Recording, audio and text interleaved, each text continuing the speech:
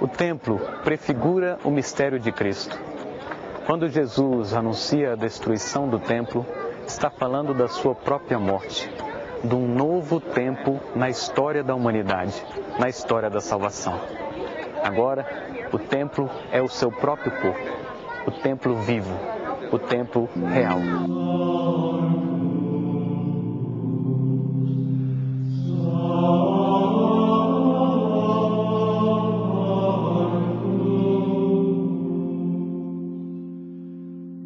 Quem será digno de subir ao monte do Senhor ou de permanecer no seu lugar santo? O que tem as mãos limpas e o coração puro, cujo espírito não busca as vaidades nem perjura para enganar seu próximo. Este terá a bênção do Senhor e a recompensa de Deus, seu Salvador. Tal é a geração dos que o procuram, dos que buscam a face do Deus de Jacó. Levantai, ó portas, os vossos dintéis. Levantai-vos, ó pórticos antigos, para que entre o Rei da Glória.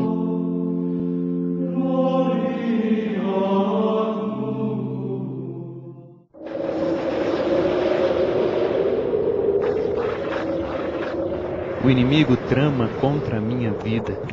Ele me prostrou por terra, relegou-me para as trevas com os mortos. Desfalece-me o espírito dentro de mim, gela-me no peito o coração. Lembro-me dos dias de outrora, penso em tudo aquilo que fizestes, reflito nas obras de vossas mãos. Estendo para vós os braços, minha alma como terra árida tem sede de vós. Apressai-vos em me atender, Senhor, pois eu estou a ponto de desfalecer. Não me oculteis a vossa face, para que não me torne como os que descem à sepultura. Fazei-me sentir, Senhor, logo vossa bondade, porque ponho em vós a minha confiança. Mostrai-me o caminho que devo seguir, porque é para vós que se eleva a minha alma.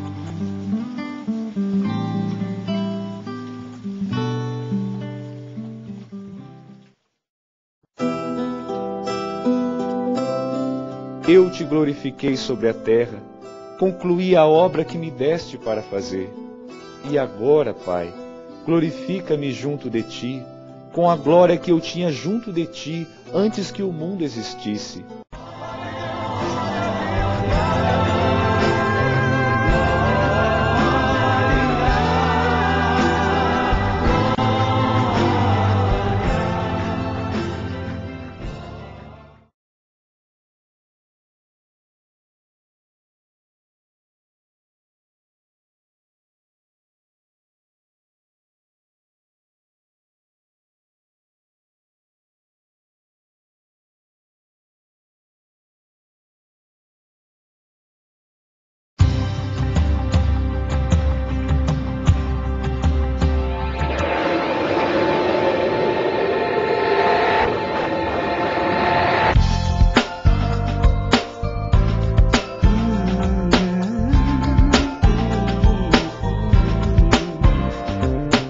Estamos no Monte das Oliveiras, num lugar muito especial.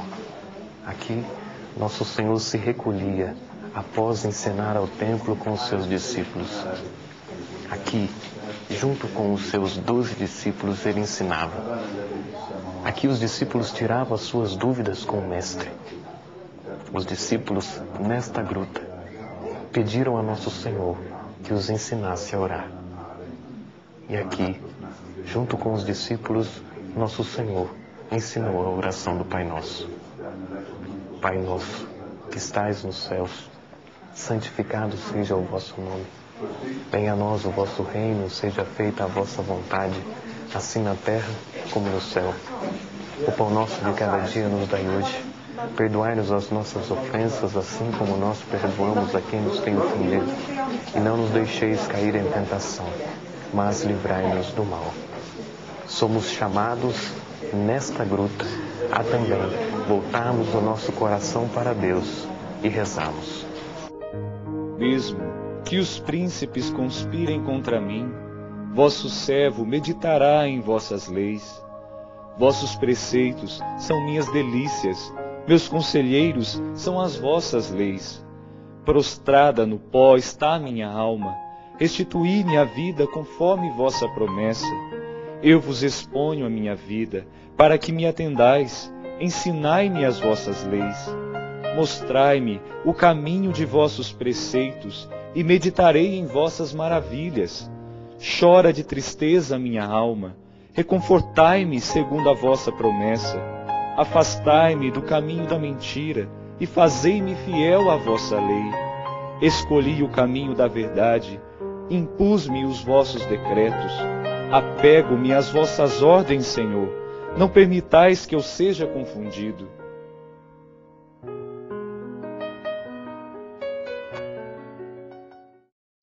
Padre Pedro, por diversas vezes no Evangelho, Jesus fala sobre o reino. O que é esse reino de Deus que ele fala? O que vem a ser o reino de Deus? Como, por exemplo, em Mateus 5, que diz, no Sermão das Bem-aventuranças, que o reino de Deus é dos pobres de espíritos, das pessoas simples, daqueles que se colocam à disposição dos outros, daqueles que trabalham, daqueles que reconhecem que existe, na verdade, um reino, de que existe um rei, de que existe os concidadãos que pertencem ao reino.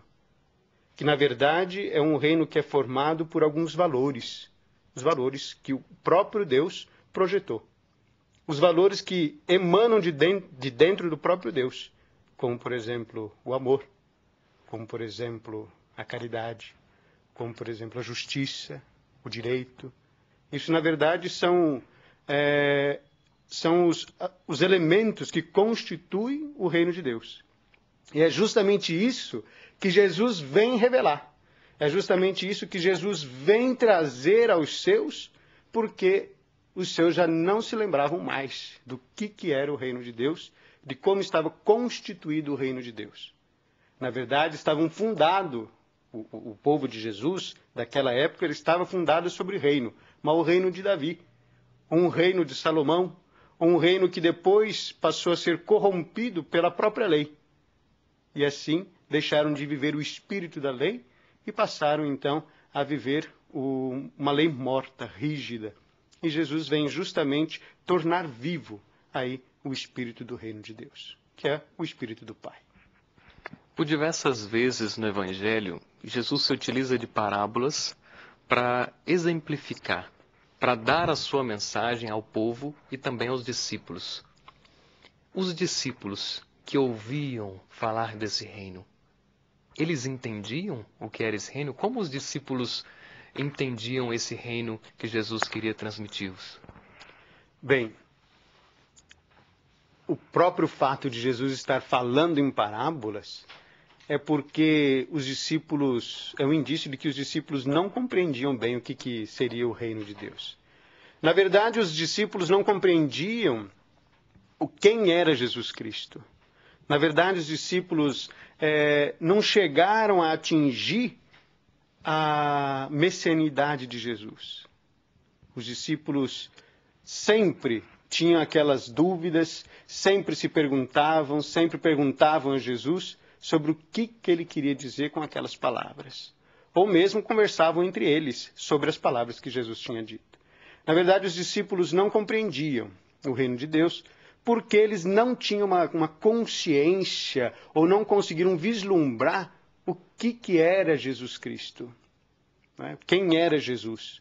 Como, por exemplo, nós encontramos que a grande messianeidade de Jesus, nós encontramos revelado, por exemplo, nos Evangelhos, por exemplo, nas passagens do batismo, quando o próprio Deus, o Pai, né, fala, este é o meu filho, revela Jesus como seu filho, como o Messias, como aquele que é filho de Deus.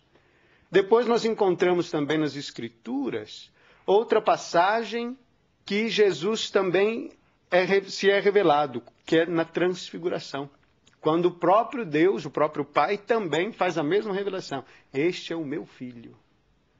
Nós encontramos ainda um outro momento, quando Jesus se revela por completo, diante do momento do sofrimento de Jesus, que é o momento quando ele está diante de Pilatos, que Pilatos pergunta sobre Jesus e o reino, sobre Jesus e o Filho de Deus, e Jesus fala, eu sou, ou tu dizes. E depois nós vamos encontrar lá na cruz, somente depois da morte de Jesus, é que vai ter o indício da compreensão de quem era Jesus Cristo, na boca, por exemplo, do centurião. Quando o centurião olha, quando já não tem mais nenhum dos discípulos do lado, a não ser João, Maria e algumas mulheres, quando a maioria dos seus amigos, dos seus discípulos, dos seus apóstolos já estavam longe, é que então um centurião vai olhar depois da morte e vai dizer, verdadeiramente, este era o Filho de Deus.